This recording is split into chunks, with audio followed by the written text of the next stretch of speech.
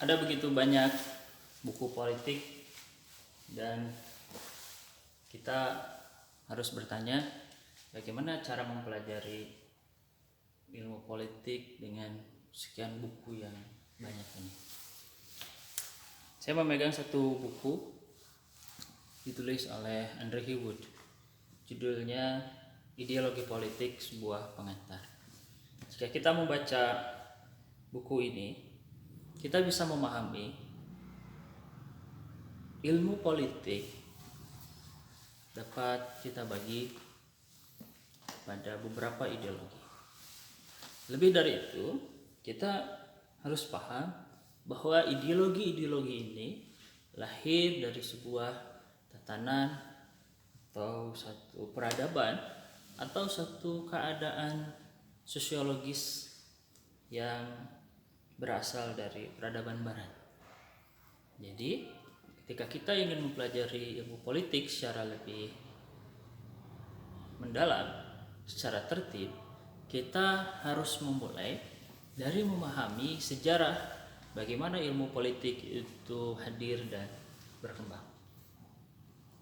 Kalau kita belajar di ruang kelas, kita akan menemukan bahwa ilmu politik adalah satu disiplin pengetahuan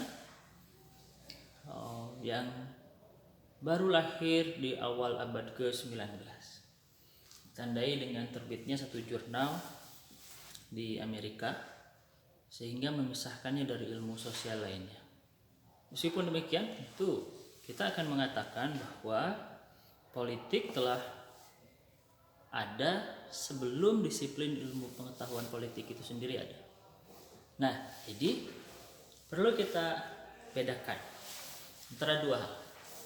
Pertama, politik dengan ilmu politik.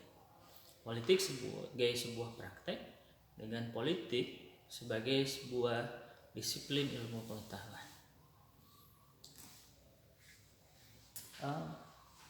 Jadi kalau praktik itu lebih dulu ada dibandingkan dengan disiplin ilmu politik, artinya itu apa? Artinya bahwa ilmu politik hadir pertama kali untuk memberikan gambaran terhadap perubahan-perubahan yang terjadi di dalam realitas sosial politik. Oleh sebab itu, kita harus memahami bahwa disiplin ilmu politik sungguhnya memiliki konteks sosiologis. Nah, konteks sosiologis inilah yang harus kita pahami lebih dalam karena ia akan menentukan relevansi dari ilmu pengetahuan yang sedang kita pelajari. Oleh karena itulah, kita dalam pembahasan yang lebih lanjut harus mampu mengembangkan satu ilmu sosial relevan. Satu ilmu sosial relevan yang lebih cocok untuk keadaan sosiologis di tempat kita hidup.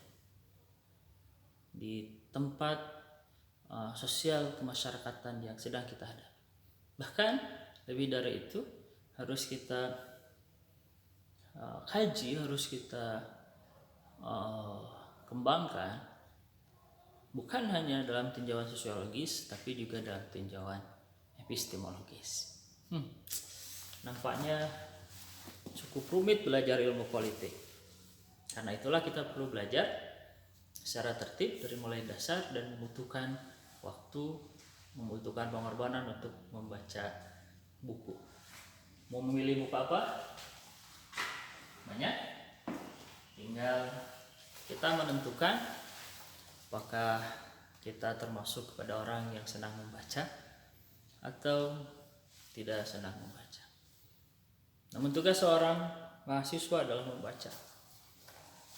Tidak ada mahasiswa kalau tidak ada yang membaca.